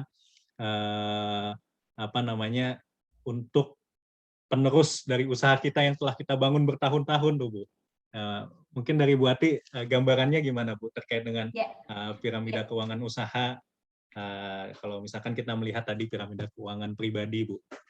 Ya, gini, kalau piramida keuangan usaha ini memang yang pertama, kalau tadi itu kan kalau untuk yang penting kita itu kan memang kalau masih di level yang masih mikro, kita kan hanya mikirin yang penting kas masuk, kas keluar, nanti ada surplusnya, nanti bisa digunakan, pokoknya yang penting hanya bisa untuk jalannya sebuah usaha dulu, terus juga masih ada keuntungan tadi, keuntungan bisa untuk usaha. Untuk kepentingan keluarga, untuk membiayai kebutuhan dari keluarga. Itu saja kalau di level biasanya masih di mikro belum memikirkan bahwa nanti masih ada surplusnya yang besar, terus nanti bisa untuk investasi, itu belum. Tapi memang tahapan yang pertama tadi sebenarnya persis juga di piramida keuangan keluarga pribadi gitu ya. Jadi di level pertama tadi, nah coba kita lihat ya, kita share screen untuk coba kita lihat di piramida. Nah ini.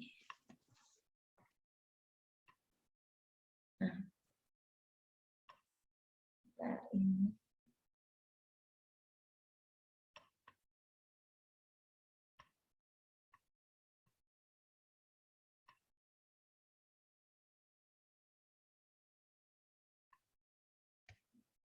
Oh, saya keluar dulu ya.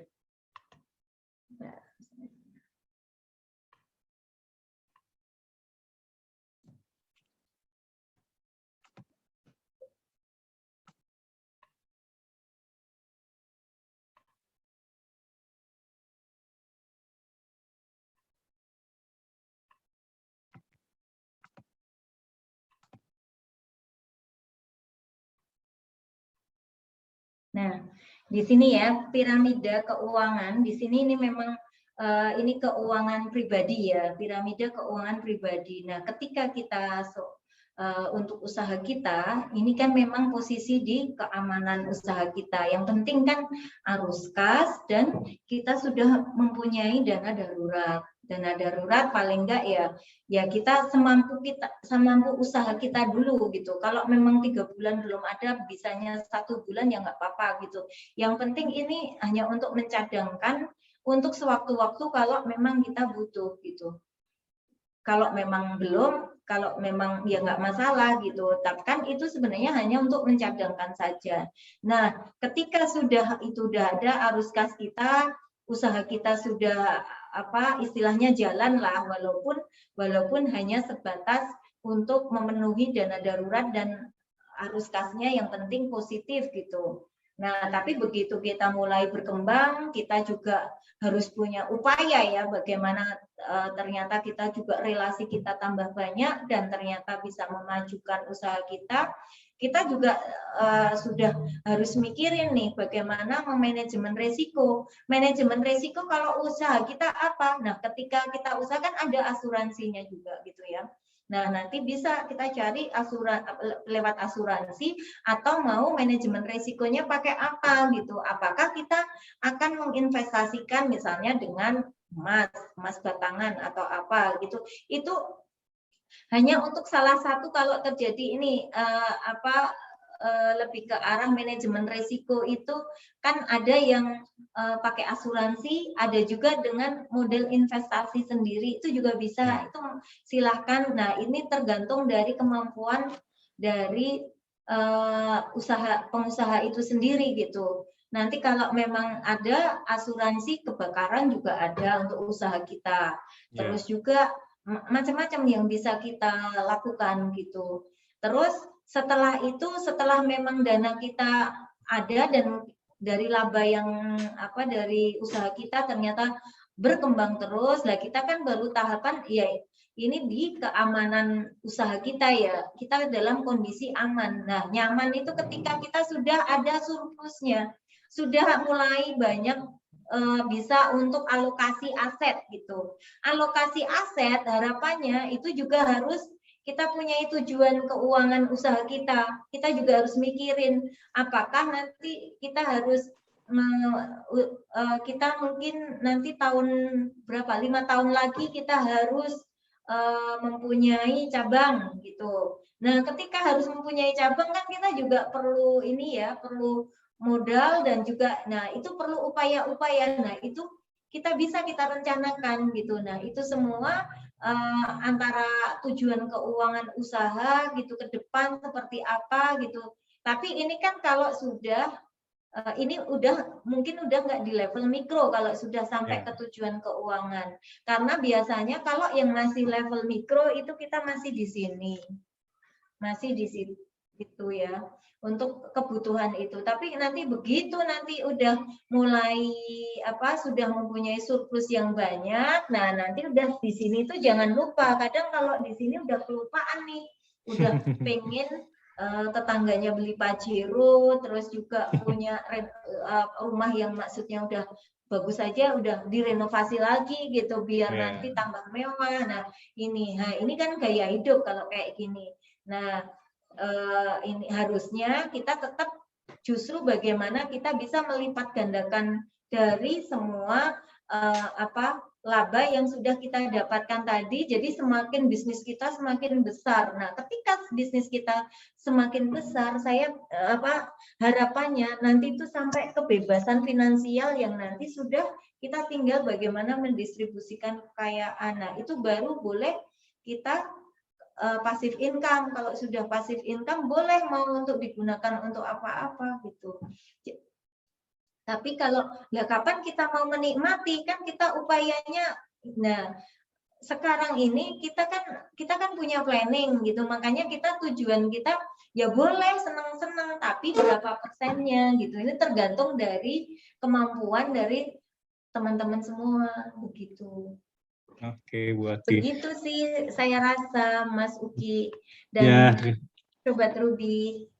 Oke, Bu Ati. Terima kasih banget penjelasannya terkait dengan tadi piramida keuangan ya untuk di dunia usaha gambarannya ya. Memang untuk sebagai pelaku pengusaha mikro khususnya yang mungkin sebagian besar Sobat Ruby masih di level itu, ya hal yang paling dasar yang perlu dilihat itu ya terkait dengan manajemen cash flow dan dana daruratnya ya Bu ya. Itu PR pertama itu diperbaiki, dilihat, didisiplinkan ya. Ya, itu ya Bu ya yang menjadi pondasinya lah ya Bu ya. Karena piramid tanpa ada pondasi itu kan nggak akan jadi piramid tadi ya Bu ya. Iya. Dan jangan lupa pajak ya, faktor pajak ya. Nanti bisnis kita maju tapi kita lupa dengan perpajakan, itu masalah juga, nanti ada hutang pajak di situ. Ya, betul. Karena ya pajak bisa jadi salah satu kewajiban atau cash flow yang harus diperhatikan nih Bu ya. Ya mudah-mudahan di akhir bulan ini atau di awal bulan nanti kita ada kolaborasi juga Bu dengan KPP Pratama Yogyakarta nih Bu untuk sharing tentang perpajakan, undang-undang perpajakan terbaru ya untuk pelaku usaha nih, yang mudah-mudahan bisa mendapatkan ya pengetahuan, kompetensi tentang perpajakan ya khususnya di para pelaku UMKM gitu. Jangan sampai perihal perpajakan ini usaha kita sudah berkembang ya ternyata salah satu yang menjadi menjadi batu ganjalan di usaha kita perihal perpajakan tadi ya Bu ya. Iya. Oke Bu Ati, mungkin Zoom meeting pada siang hari ini ya dengan cukup menarik sekali ya Bu ya untuk teman-teman atau Sobat Ruby semua dapatkan ya. Ya mudah-mudahan nanti ada sesi-sesi selanjutnya nih dari Bu Ati nih terkait dengan keuangan usaha Bu. Mungkin ya banyak hal yang bisa dieksplor kembali nih Bu ya terkait dengan keuangan usaha yang harus teman-teman atau Sobat Ruby ini tahu ya untuk agar Sobat Ruby ini tidak ketinggalan informasinya ya bisa terus follow Rumah BUMN _Jogja ya agar setiap informasi pelatihan atau kegiatan dari Rumah BUMN ya Sobat Ruby semua ini bisa terupdate atau terinformasikan dan bisa mengikuti semua kegiatannya. Ya sekali lagi terima kasih kepada Bu Ati ya Bu untuk sharingnya pada Zoom meeting siang hari ini dan Sobat Ruby semua. Mudah-mudahan apa yang disampaikan, materi yang disampaikan oleh Bu Ati tadi bisa menambah insight kita, kompetensi kita, khususnya terkait dengan perencanaan keuangan di usaha ya. Karena salah satu pondasi usaha itu yang tidak boleh terlewatkan itu ya manajemen keuangan ya. Saya tadi pagi kebetulan ketemu salah satu ya pelaku usaha juga Bu. Ya dua hal yang pelaku usaha itu harus yang menjadi pondasinya. Yang pertama perihal dengan kepemimpinan, yang kedua dengan perencanaan keuangan. Yaitu harus menjadi pondasi yang harus betul-betul diperbaiki. Masalah digital marketing, proses produksi, itu semuanya bisa berjalan lah untuk dilakukan gitu. Ya, mungkin itu Sobat Ruby semua, terima kasih yang sudah semangat, selalu semangat untuk hadir dalam Zoom meeting ya. Ada di setiap kesempatan pelatihan dari Rumah BUMN Yogyakarta, mudah-mudahan kita selalu sehat dan usaha yang kita lakukan selalu berkembang ya. Nah, untuk melakukan penilaian atas usaha kita, Sobat Ruby semua bisa mengisi scoring link UMKM. Di sana ada beberapa self assessment yang Sobat Ruby bisa lakukan untuk menilai sejauh mana usaha yang saya jalankan sekarang ini ya. Nanti keluar sertifikat level dari skala usaha dari Sobat Ruby semua. Ya, mungkin itu saja dari saya. Sekali lagi terima kasih Bu Ati. Saya Subki Rifai dari Rumah BUMN Yogyakarta. Mohon undur diri. Yang mudah-mudahan di lain kesempatan kita bisa bertemu lagi ya Bu Ati ya. Ada waktu nanti kita diskusi ya Bu Ati. Ya, mungkin itu saja dari saya. Wassalamualaikum warahmatullahi wabarakatuh. Waalaikumsalam.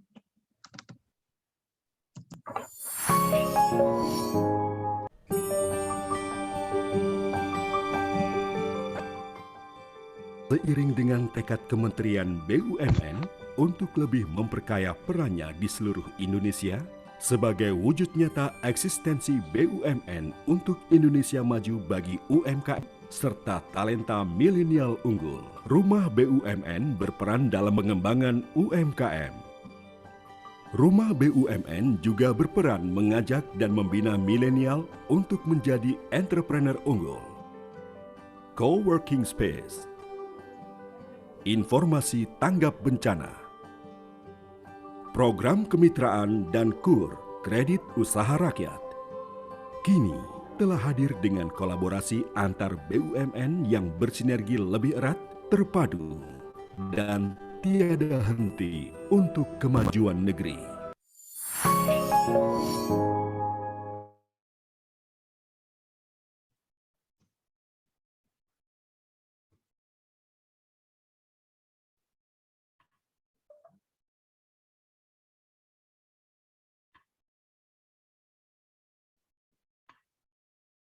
Yogyakarta istimewa.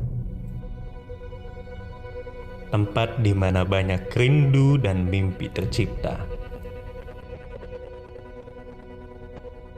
Mimpi untuk menciptakan karya untuk Indonesia.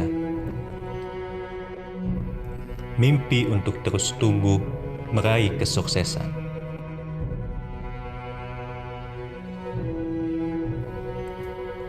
Ketika pandemi datang, mimpi yang kami buat sempat berhenti. Namun kami sadar, kami tidak sendiri.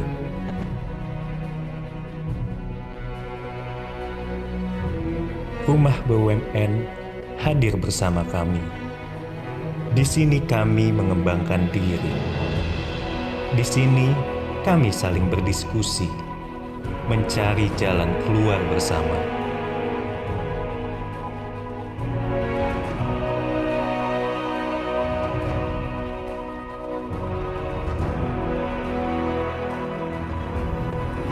Di sini kami bersama mengenalkan kembali karya kepada Indonesia.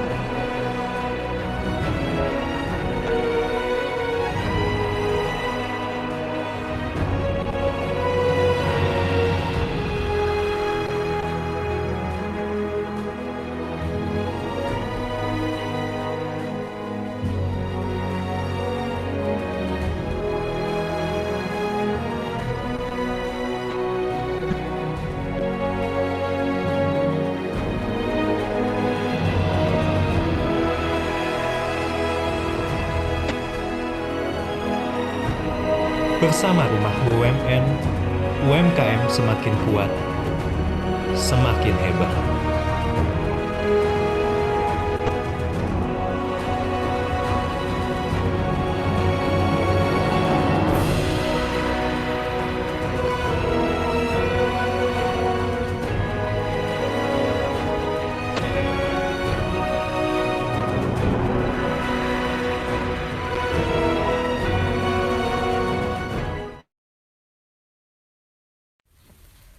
Jogja, indah dalam pelukan seni dan budaya.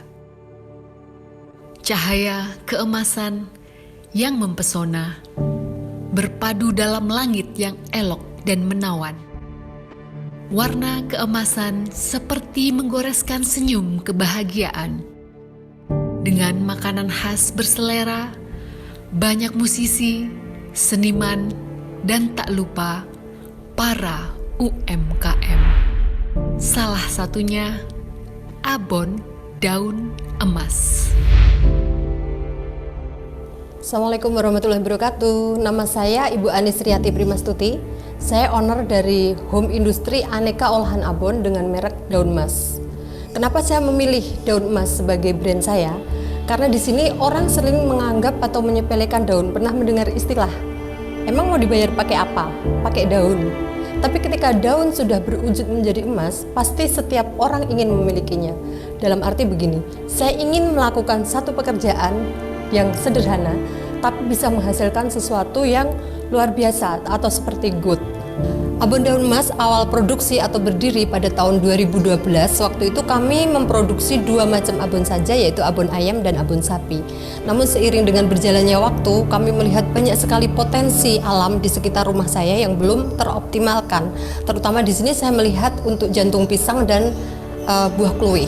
Akhirnya kami berinovasi untuk menjadikan kluwih sama jantung pisang ini menjadi abon, di mana untuk kluwih kami padu dengan kacang koro itu bisa menghasilkan abon nabati atau abon untuk generasi atau untuk kaum vegetarian. Nah, kami juga melihat banyak sekali potensi atau potensi pasar untuk generasi milenial. Akhirnya kami berinovasi juga untuk membuat abon sapi plus teri pedas.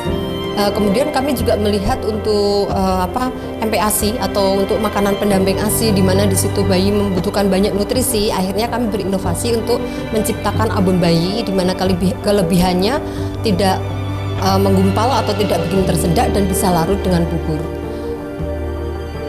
Awal kami produksi, kami mendistribusikan produk kami secara offline, yaitu kami mendistribusikan ke hampir semua supermarket di Jogja dan Jawa Tengah. Namun seiring dengan berjalannya waktu, apalagi di era pandemi corona ini, kami dipaksa untuk bisa berjualan secara online.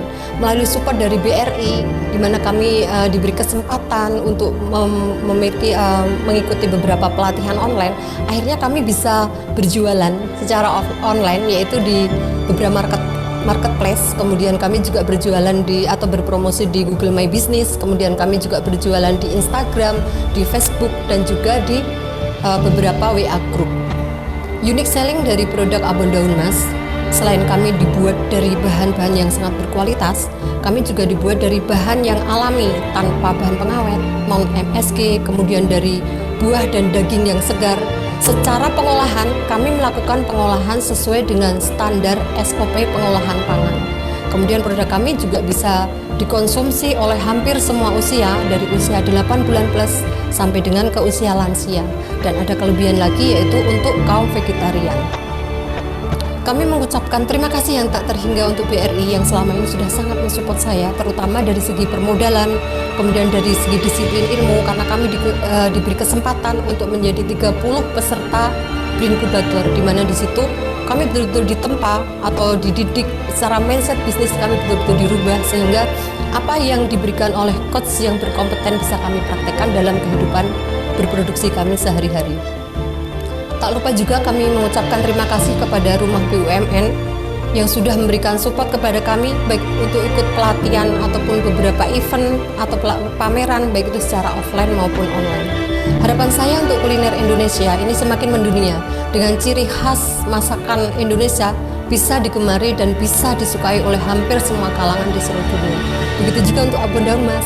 Kami berharap, karena saya mempunyai mimpi untuk go global ya, jadi produk saya bisa dikenal di seluruh dunia, saya bisa melakukan ekspor seperti itu. Tak lupa juga kami mengucapkan terima kasih yang tak terhingga untuk Rumah BUMN Jogja yang sudah banyak memberikan support kepada saya, baik itu melalui pelatihan online, kemudian memberikan pelatihan videografi, pelatihan fotografi, kemudian memberikan pelatihan ekspor, yang membuat saya menjadi melek teknologi dan tidak gaptek lagi. Terima kasih saya ucapkan kepada semua pihak yang sudah mendukung dan mensupport usaha saya, sehingga sampai dengan hari ini saya masih bisa eksis dan bertahan. Terima kasih.